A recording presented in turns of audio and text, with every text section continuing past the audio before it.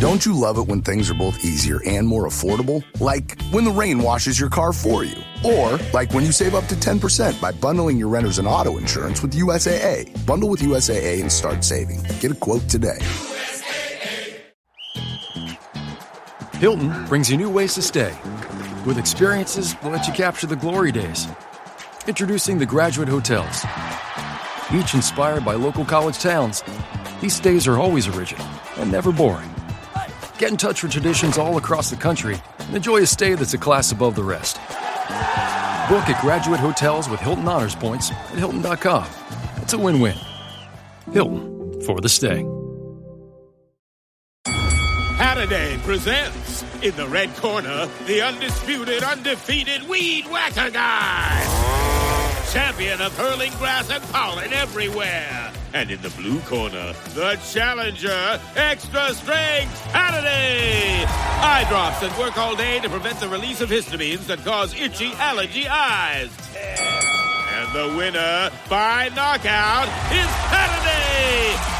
Saturday, bring it on. From the Fifth Quarter Studio in Madison, Wisconsin, you're listening to the Rule of Three Offense Podcast. Here's our host, Steve Collins.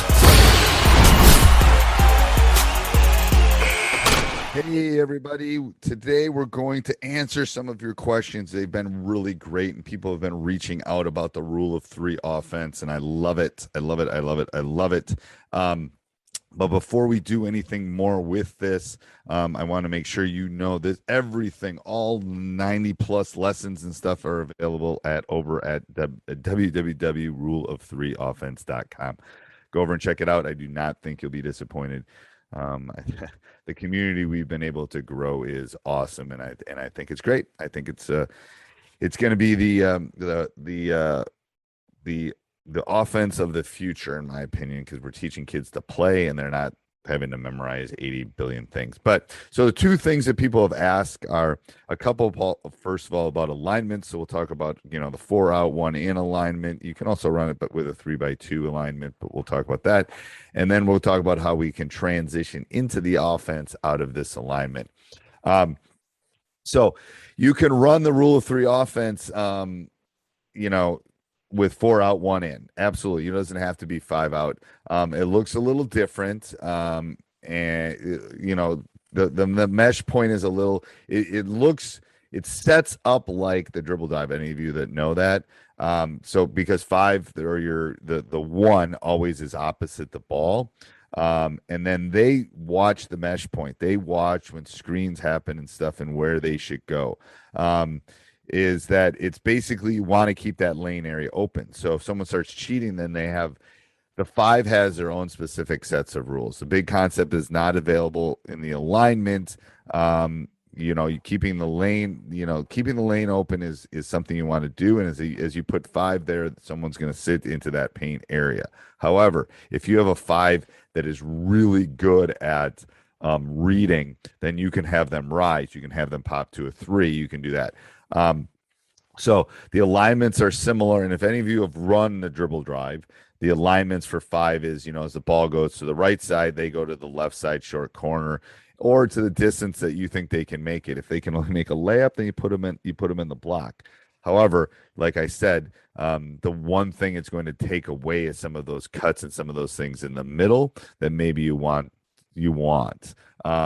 But you can get those opposite movements, especially if your breakdown drills with those 5s, and we have some drills inside of our community. But some of those things with 5 is you can talk to 5. You can say, hey, this is your cutter. Here's when you got to rise. Here's when you got to go set a back screen for somebody outside. So your 4 is that you'll always have. So the pro cons, that's what I always like to look at in life and everything. So the pros are you'll always have someone there on the opposite block. So when you get a drive, you can have a dish down to that. That's the pro. The con is you can, if you don't have a great 5, as far as reads go, clog up the middle. Okay. So I think you really want to work on specific rules to it. You can easily transition the offense out of the fast break too. People have asked about it. Does it work into that? Yes.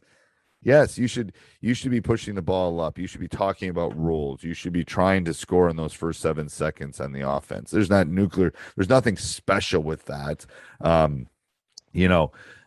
There's no need to reset and pull people out. Everyone should be running their lanes, keeping the middle open, so that people can flash into that in the specific area. So, I mean, there's nothing earth-shattering with that as far as the transition.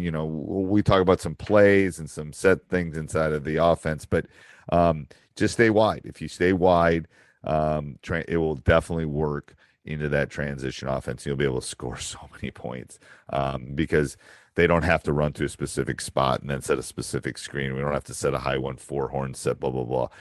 It's just going to leave everything open for you for them to be basketball players and then for them to score. So yes, it does work in a 4x1. 3x2 is a little bit different. If you want to do that and you buy the offense, we'll have to probably get on a call about that.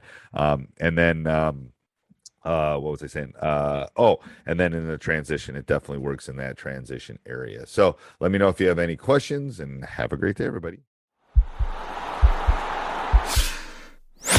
This podcast is part of the Sports Social Podcast Network.